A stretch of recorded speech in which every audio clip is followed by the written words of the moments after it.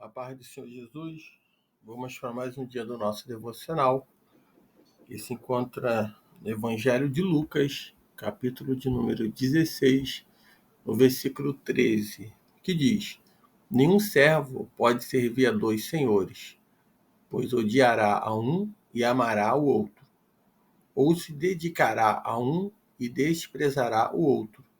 Não podereis servir a Deus e às riquezas. Nós estamos diante de uma leitura, iniciando esse episódio, falando sobre a mordomia e o futuro eterno. Então, vamos estar estudando o capítulo 16 do Evangelho de Lucas, que é composto por 31 versículos.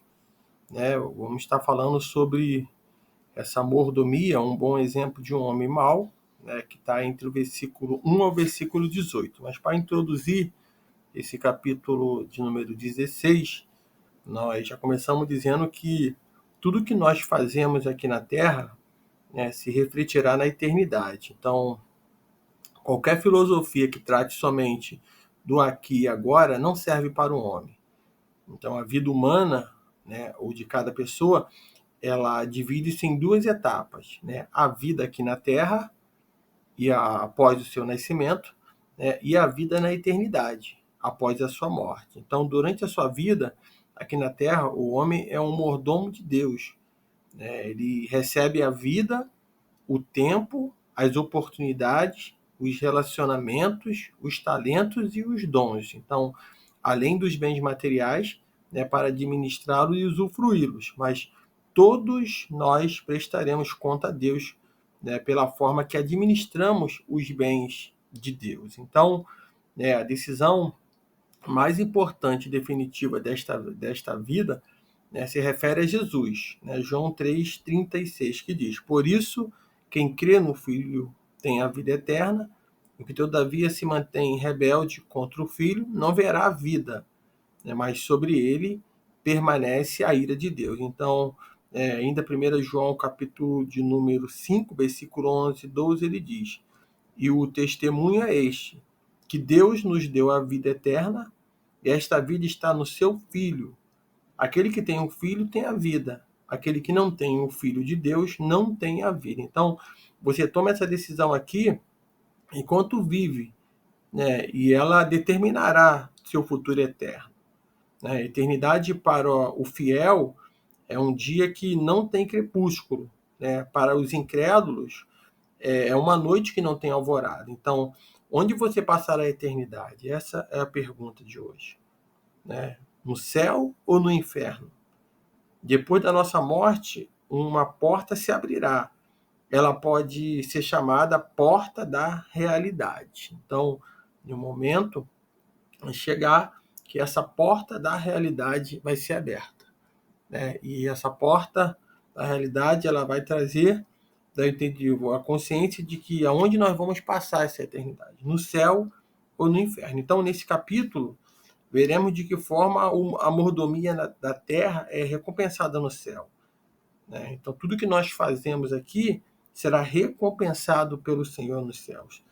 O discípulo de Jesus é aquele que prioriza a vontade de Deus, servindo a Ele e amando, em detrimento das ambições seculares. Então, esse assunto de como devemos usar as riquezas do mundo já fora abordado no capítulo 12. Nós falamos, capítulo 12, versículo 33 e 34. E ele vai reaparecer aqui com o objetivo de chamar a atenção dos discípulos para a sua verdadeira prioridade. Até mesmo as riquezas deste mundo devem ser usadas em favor dos negócios do reino. Então, essa introdução a qual vamos falar em todo esse capítulo sobre a mordomia e o futuro eterno. E um bom exemplo de um homem mau. Vamos falar aqui desse exemplo do versículo 1 ao versículo 18. Então é difícil interpretar a parábola do administrador, astuto ou infiel, em algumas tradições. Ela ensina boas lições por meio de um homem mau. Disse Jesus também aos discípulos: havia um homem rico que tinha um administrador, e este foi-lhe denunciado como quem estava a defraudar os seus bens. Esse é o versículo 1 e 2. Então, mandando-o chamar, lhe disse: que é isto que ouço a teu respeito?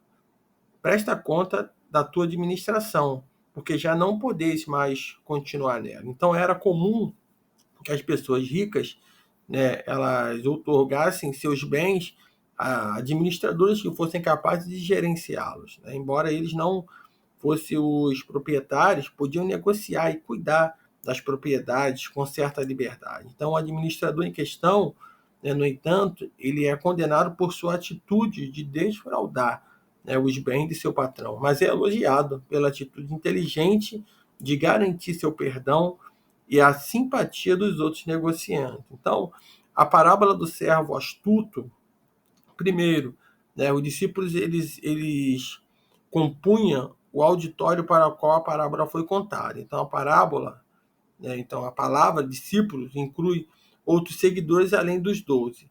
Então, segundo, os personagens principais são um homem rico, proprietário de uma fazenda, e um administrador que cuidava dos seus negócios. Terceiro, há uma crise gerada pelo administrador, que agiu de forma desonesta. Então, ele foi acusado de desperdiçar os bens do seu patrão, o qual, por sua vez, exigia explicações. Então, antes, porém, de ser demitido, o administrador procurou os devedores do seu senhor e cometeu fraude contábil, né, diminuindo consideravelmente a dívida de cada um.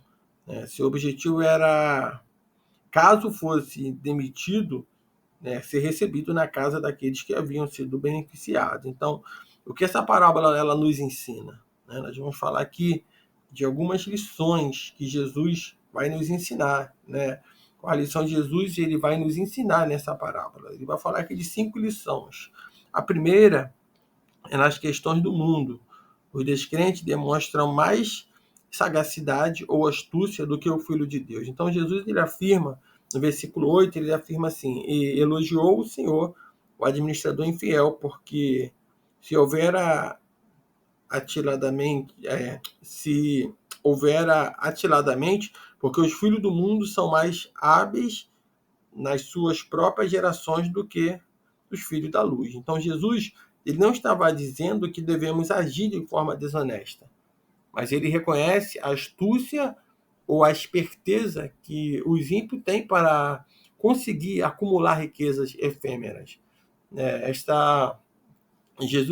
Ele comenta, né, ele está afirmando o fato óbvio de que nas questões do mundo, os mundanos com frequência demonstram mais sagacidade ou astúcia do que os filhos de Deus nos assuntos que afetam sua salvação eterna. Então, ao dar bons descontos, né, aos devedores de seu senhor, o administrador estava astutamente conferindo a ele, o seu senhor, uma boa imagem de generosidade, de modo que o senhor não poderia desfazê-lo. Então, a atitude elogiada por Jesus, portanto, é a da previdência, né, demonstrada pelo administrador. Então, essa é a questão do mundo, né, onde os descrentes ele vai demonstrar mais sagacidade, né, e com isso, né, eles vão conseguir, né, como aqui diz, né, astutamente, né, ele vai estar ali, né, e o Senhor ele vai reconhecer,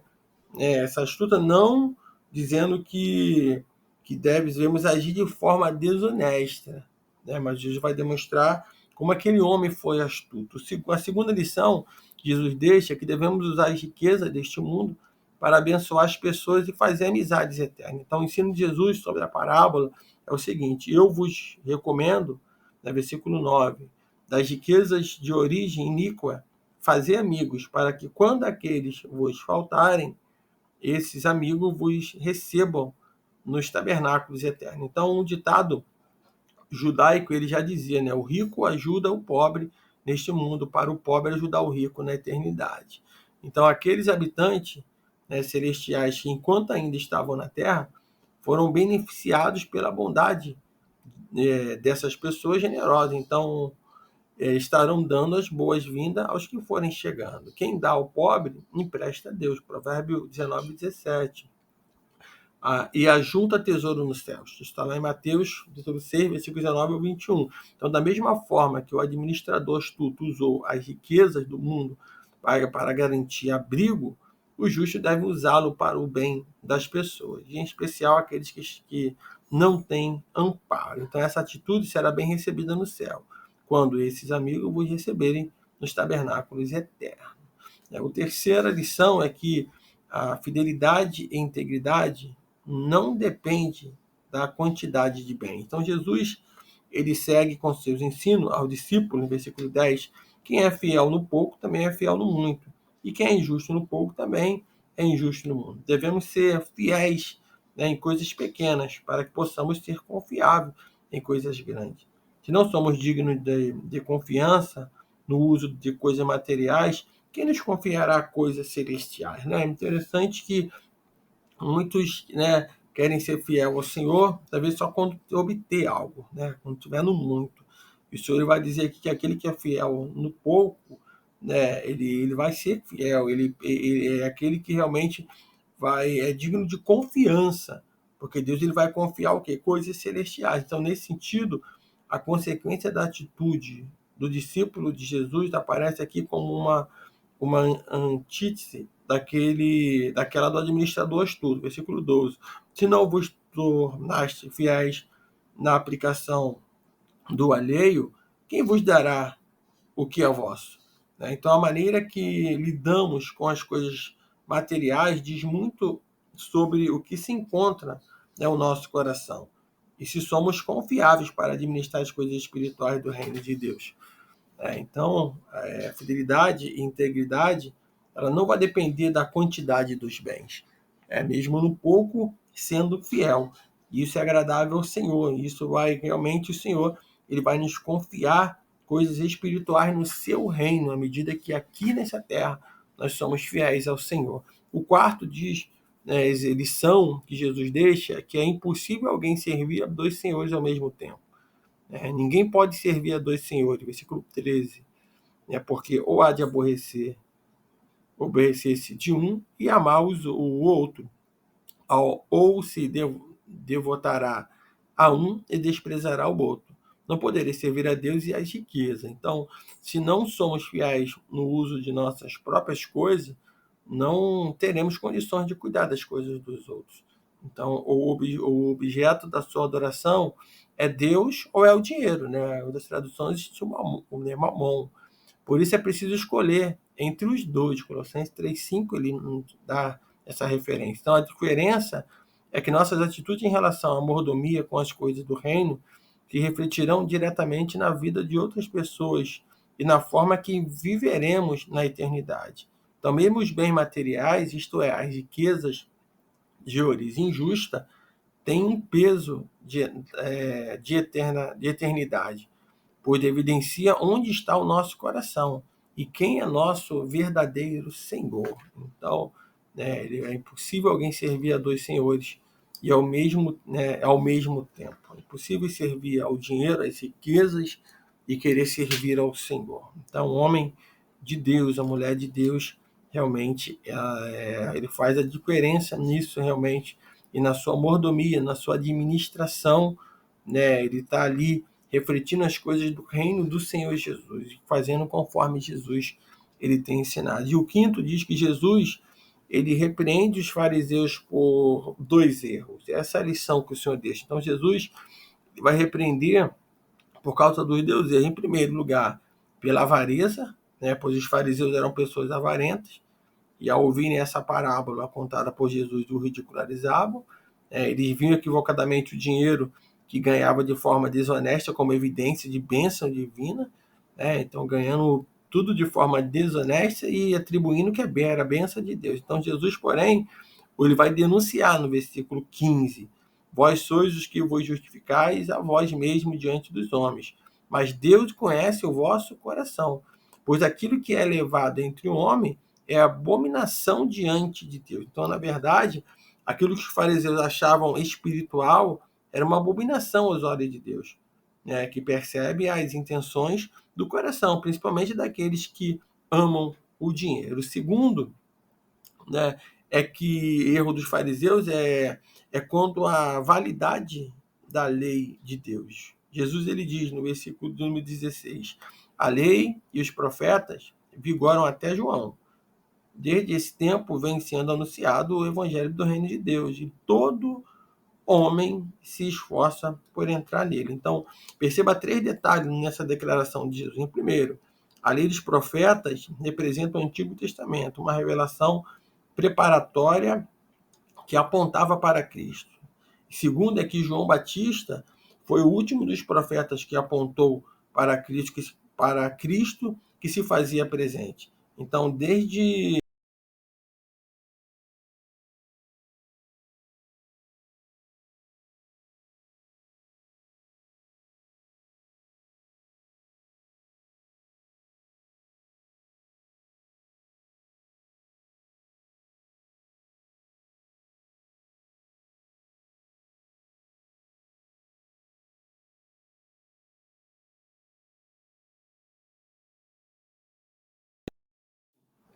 evadisse, né, ou esquivasse da lei moral de Deus.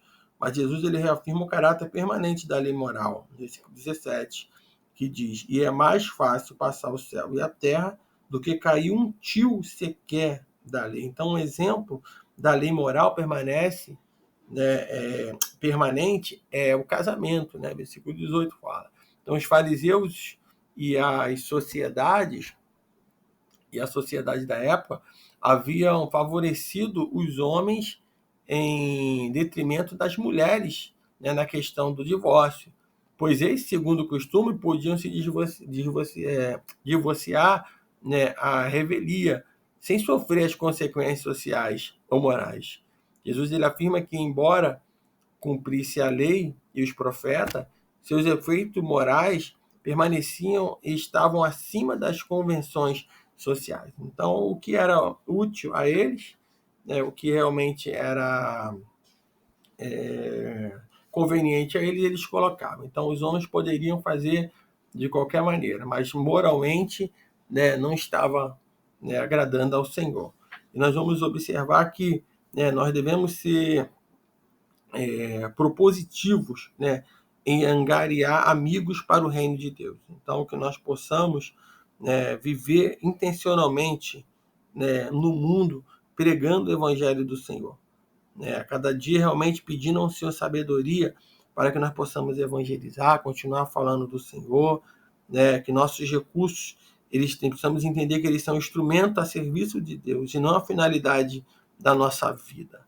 Né? Quando nós estamos no reino do Senhor, nada é nosso, tudo pertence a todos. Então, antes de tratarmos as pessoas de determinada maneira, devemos pensar em como queremos encontrá-la na eternidade. Então, nossas ações no mundo se refletem na eternidade, né? Ou melhor, no céu. Então, que nesse dia você fique com essa palavra. No próximo episódio, nós vamos falar onde você passará a eternidade.